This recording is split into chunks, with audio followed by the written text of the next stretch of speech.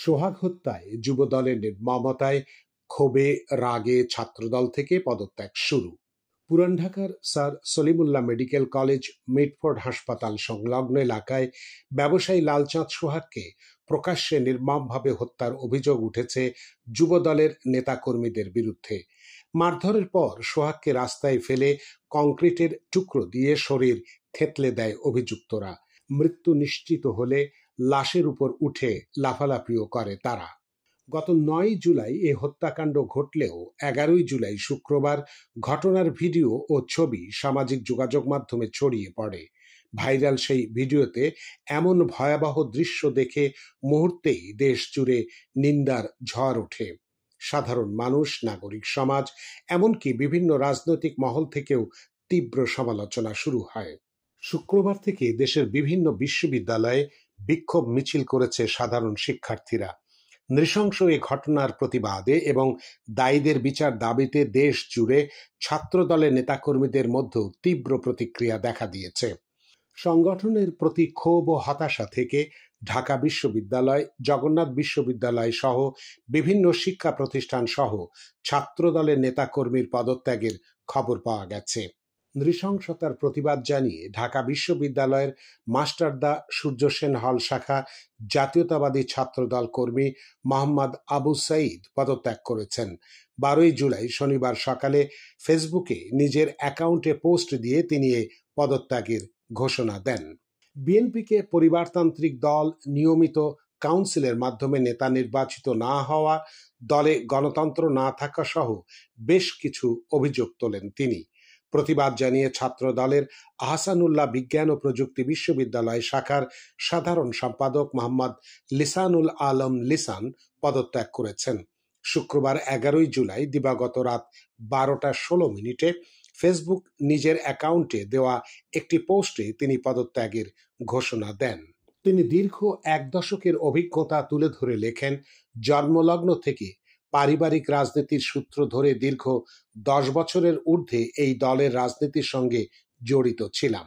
যেদিন প্রকৃত স্বচ্ছ বাংলাদেশ বিনির্মাণের ডাক আসবে, সেদিন আপনাদের কাঁধে কাঁধ মিলিয়ে আমিও থাকব মিছিলের অগ্রভাগে, প্রথম বুলেটের শিকারী হতে।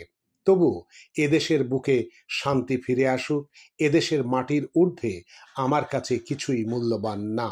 বাংলাদেশ জিন্দাবাদ। এছাড়া পদত্যাগ করেছেন জগন্নাথ বিশ্ববিদ্যালয় শাখা ছাত্র দলের আহ্বায়ক সদস্য পারভেজ রানা প্রান্ত। সম্প্রতি বিএনপি ও এর অঙ্গ সংগঠনের নেতাকর্মীদের নীতি বহির্ভূত কাজে জড়িত থাকার প্রতিবাদে পদত্যাগের সিদ্ধান্ত নিয়েছেন তিনি। ফেসবুক পোস্টে প্রান্ত লেখেন, আমি বিশ্ববিদ্যালয় জীবনের প্রথম বর্ষ থেকেই ছাত্রদলের সঙ্গে সম্পৃক্ত ছিলাম। সাম্প্রতিক সময়ে ছাত্রদল ও বিএনপির অঙ্গ সংগঠনের বিভিন্ন নেতাকর্মীদের নীতি বহির্ভূত কাজের জন্য আমি মানসিকভাবে অস্বস্তি বোধ করছি। কখনো কখনো সাংগঠনিক পদক্ষেপ নিলেও তা আমার দৃষ্টিতে যথেষ্ট নয় বলে মনে হয়েছে। আমি আশা রাখব জাতীয়তাবাদী ছাত্রদল ও বিএনপির অন্যান্য অঙ্গ সংগঠন বিশৃঙ্খলা কাটিয়ে উঠে সম্পূর্ণ ছাত্র বান্ধব ও জনবান্ধব হবে। জগন্নাথ বিশ্ববিদ্যালয় শাখা ছাত্র দলের আরও এক আহ্বায়ক কমিটির সদস্য রাকিবুল হাসান রানাও পদত্যাগ করেছেন। তিনি জগন্নাথ বিশ্ববিদ্যালয়ের আইন বিভাগের ২০২০-২১ শিক্ষাবর্ষের শিক্ষার্থী। রাকিবুল ফেসবুকে লেখেন, জুলাই বিপ্লবের পর বাংলাদেশের ছাত্র রাজনীতিতে যে পরিবর্তন আশা করেছিলাম তার উল্লেখযোগ্য পরিবর্তন চোখে পড়েনি, বরং বর্তমান পরিস্থিতিতে চরমভাবে আশাহত এবং মানসিকভাবে বিপর্যস্ত হয়েছি। ছাত্রদলের এই নেতা লেখেন, ছাত্রদলের সঙ্গে সম্পৃক্ত থাকায় আমি ভাইদের কাছ থেকে অনেক ভালোবাসা পেয়েছি। হয়তো আমি আমার জায়গা থেকে ছাত্র দলের অর্পিত দায়িত্ব সঠিকভাবে পালন করতে পারিনি। পদত্যাগ করেছেন সরকারি বাংলা কলেজ ছাত্র দলের আহ্বায়ক কমিটির সদস্য ও সাবেক সিনিয়র সহসভাপতি রাসেল মিয়া। ১২ জুলাই ফেসবুকে নিজের আইডিতে পোস্ট দিয়ে তিনি পদত্যাগের ঘোষণা দেন। পোস্টে তিনি লেখেন, আমি নিজের পরিশ্রমের ফল নিজের মতো করে খেতে চাই।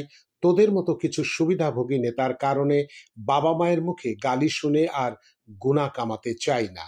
গোপালগঞ্জ মেডিকেল কলেজ ছাত্র দলের কমিটি থেকে দুজন নেতা সামাজিক যোগাযোগ মাধ্যমে পোস্ট দিয়ে পদত্যাগের ঘোষণা দিয়েছেন।